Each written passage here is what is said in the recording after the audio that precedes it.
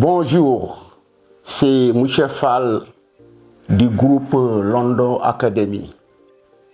Nous allons aujourd'hui aborder le premier chapitre de physique de la classe de première S. Avant d'aller plus loin, nous vous demandons que si le contenu du cours vous intéresse, vous pouvez vous abonner à notre chaîne YouTube London Academy ou bien nous contacter au 77 465 32 33.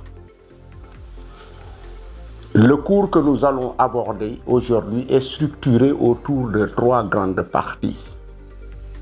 La première consiste à des rappels. On va faire un rappel des acquis de la classe de première qui seront intégrés au niveau de la suite du cours. Pour aborder ces rappels, nous allons parler de la force. Comme vous le savez, en classe de seconde, on a vu la force, la notion de force. On rappelle que du point de vue physique, la force a une signification bien particulière. On l'avait définie comme étant toute cause capable de produire ou de modifier le mouvement d'un corps. Toute cause capable de produire ou de modifier le mouvement d'un corps, c'est ce qui caractérise ce qu'on appelle l'effet dynamique d'une force. Ou bien, toute cause capable de déformer un corps, c'est ce qui caractérise son effet statique. Donc si on a ces effets qui se manifestent, il y a forcément l'existence d'une force qui a produit ceci. Voilà comment on l'avait défini. On peut citer plusieurs exemples. Lorsqu'un ballon est en mouvement, ce ballon a subi l'action d'une action mécanique qui a fait que ce ballon bouge.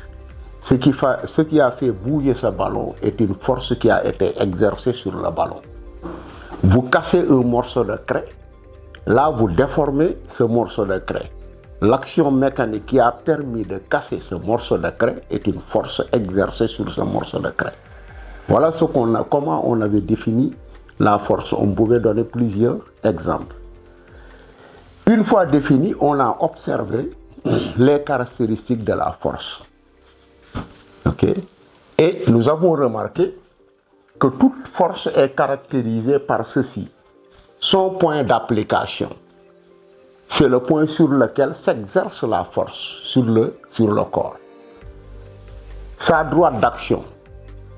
Je vous ai dit que si on prend cet exemple, une force qui a produit un mouvement, le corps est en mouvement. La droite d'action sur laquelle le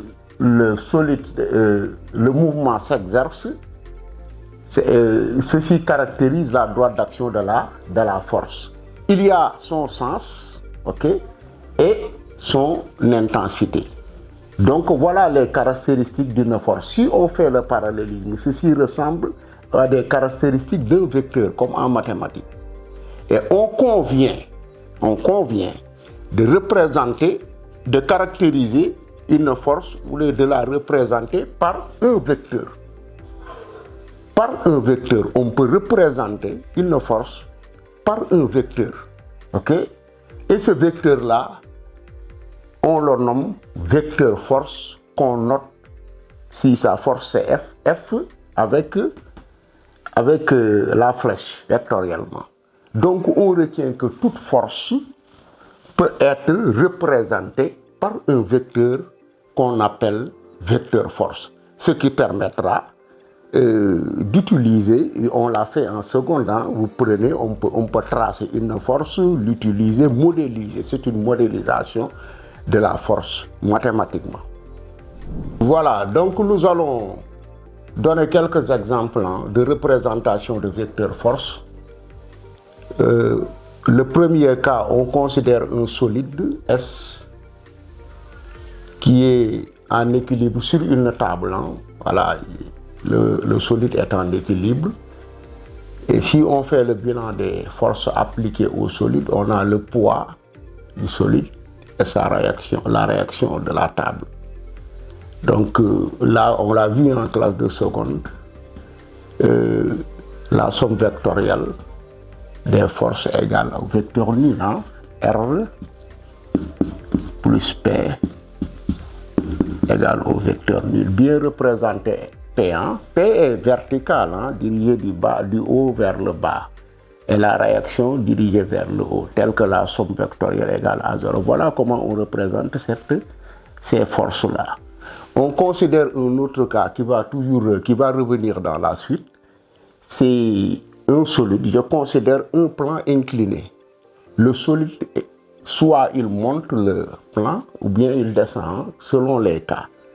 Je considère un solide S qu'on représente ici par un point. Hein. Ok.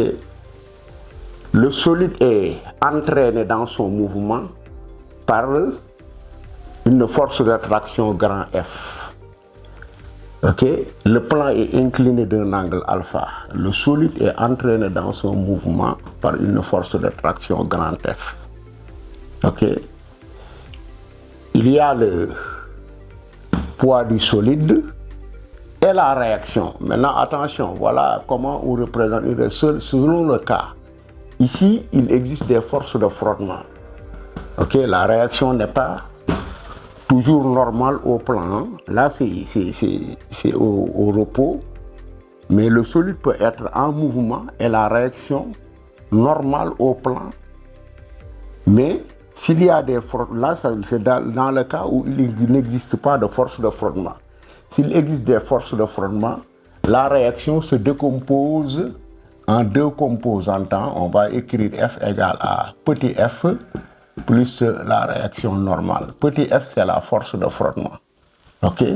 C'est ce qu'on a matérialisé ici. On a décomposé grand R, ok, en réaction normale. Ça, c'est la composante normale de la réaction. La composante normale de la réaction, c'est suivant l'axe X, Y, Y'. Et sur l'axe X, X', la composante tangentielle, c'est la force de frottement, dirigée toujours dans le sens contraire du sens du déplacement du mouvement. Ok? Et donc là, on a trois forces, le bilan des forces. Il y a le poids, la réaction et la force d'attraction. Pourquoi on fait ce rappel? Vous allez voir dans la suite, on l'a fait en seconde. On peut utiliser une relation vectorielle, c'est-à-dire lorsque le solide se déplace à vitesse constante, c'est la condition, on peut écrire P plus R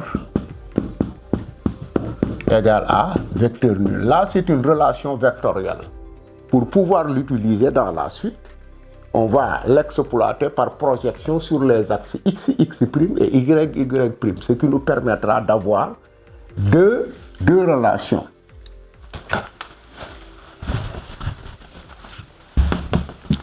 Sur X, X', on a Px, ok, plus Rx, plus Fx, égale 0. Le problème, c'est de déterminer Px, Rx et Fx. Px, c'est la composante de P suivant X'. Vous prenez l'axe X', Px est là. C'est le côté qui fait face à l'angle. Donc, si on utilise ce triangle rectangle, on aura Px égale P sinus alpha. Okay. Maintenant, c'est dirigé, c'est au niveau des axes négatifs. On met P moins P sinus alpha. Rx est perpendiculaire à X', donc Rx égale à 0. Fx, vous prenez la preuve comme on l'a fait avec les autres forces. Voilà Fx. Ok. Voilà Fx. Et voilà Fy. Fx, c'est le côté qui fait face à bêta. Donc c'est F sinus bêta dirigé suivant X', Y'. C'est F sinus bêta égale 0. Là, cette relation-là, si je l'appelle relation 1, ça engendre la relation 1'. Il faut avoir l'habitude de noter les relations, hein, ok? Et suivant y,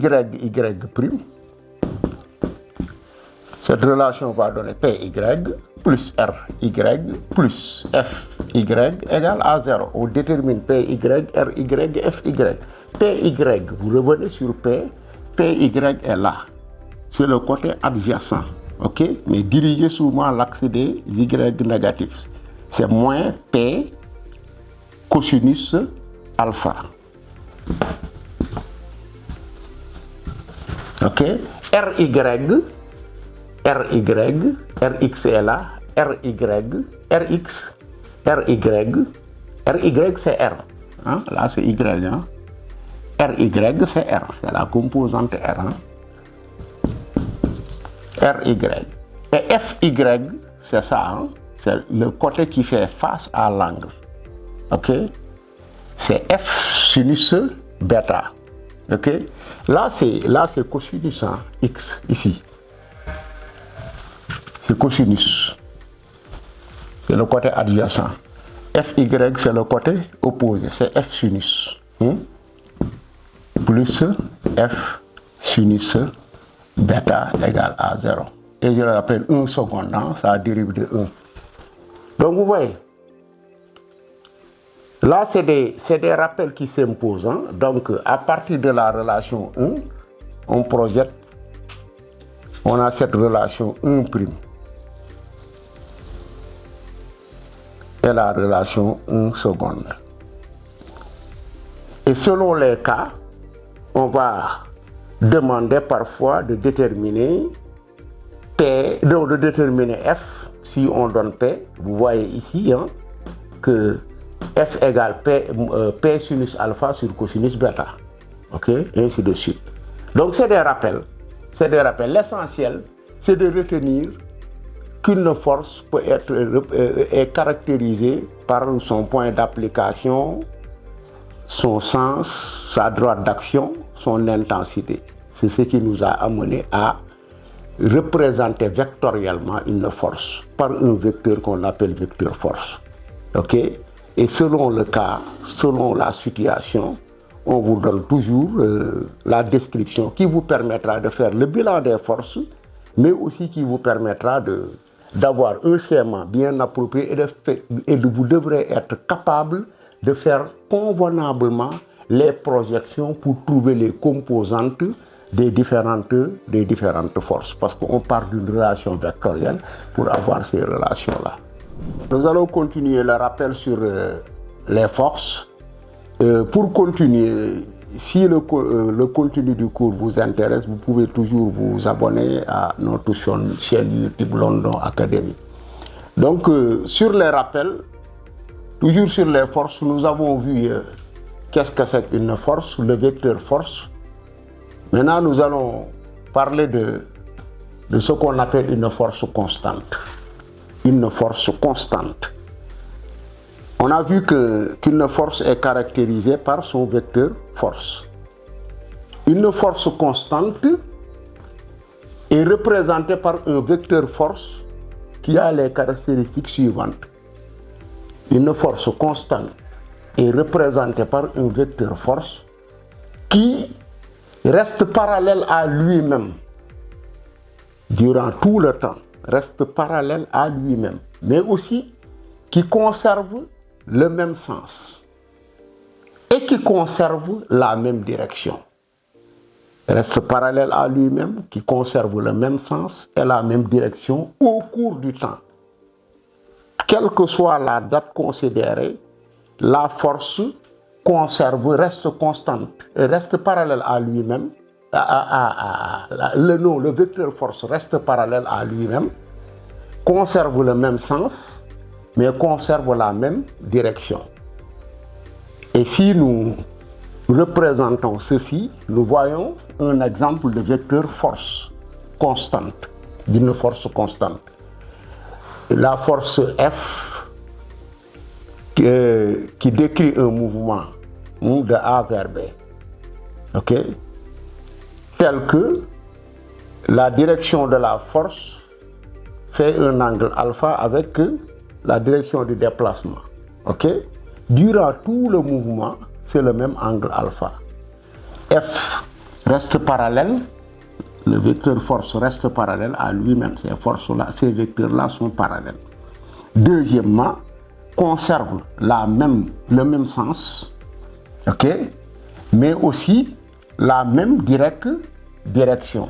Est-ce que vous voyez? Donc voilà une représentation d'une force par un vecteur force, d'une force constante par un vecteur force, ok, par son vecteur force. Là aussi, vous avez une force constante qui est le poids d'un corps. Par exemple, un objet qui descend, ok, d'un point A à un point B, ok, toujours la direction c'est la verticale, ok, le sens c'est du haut vers le bas et la même norme, ok. Donc là c'est une force constante. Voilà deux représentations d'une force constante. Mais retenez que lorsque la force est constante, quel que soit le mouvement, la force garde, le vecteur force garde le même sens, la même direction et est parallèle à lui-même. Donc c'est fondamental ce que nous venons de voir en rappel. Ok? Nous avons vu qu'est-ce que c'est qu'un vecteur, qu'est-ce que c'est qu'un vecteur force au niveau du rappel. Ok? Sur la force. Nous allons faire un rappel sur ce qu'on appelle le produit scalaire de deux vecteurs. Nous allons continuer les rappels. En petit 1, nous avons vu ce qu'est la force, faire un rappel sur la force. Maintenant, nous allons voir le produit scalaire. Considérez d'abord le produit scalaire. On dit qu'on considère le produit scalaire de deux vecteurs. U et V s'écrit U, on écrit U point V. C'est deux vecteurs. C'est comme si vous faites la multiplication entre deux vecteurs. La définition, c'est une définition, vous retenez. C'est norme de U fois norme de V multiplié par le cosinus de l'angle que fait U et V. Multiplié par le cosinus de l'angle que fait U et V. C'est une définition. Ok? Différent de la multiplication dans n, par exemple, vous faites 2 fois 2 égale 4. Simplement 2 multiplié par 2 égale 4. 3 fois 5 égale 15. Ok? Là, si vous prenez deux vecteurs, la multiplication entre guillemets, la multiplication de deux vecteurs, on l'appelle produit scalaire. Ceci est donné par cette définition-là. U scalaire V égale norme de U fois norme de V multiplié par le cosinus de l'angle que fait U et V. Ok?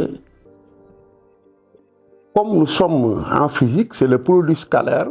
Je vais rapporter cette définition-là au produit scalaire de deux vecteurs force. Je prends deux vecteurs force quelconques, F1 et F2.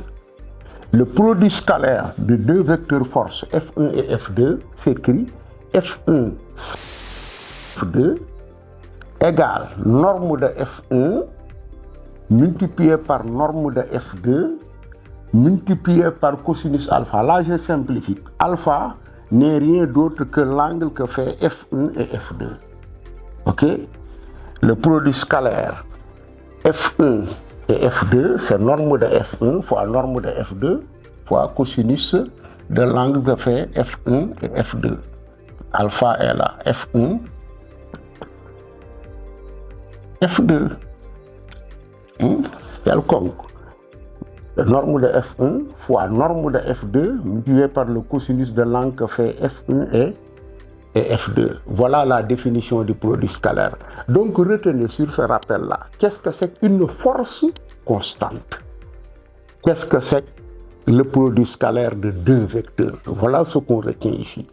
Une force constante et c'est produit scalaire de deux vecteurs force.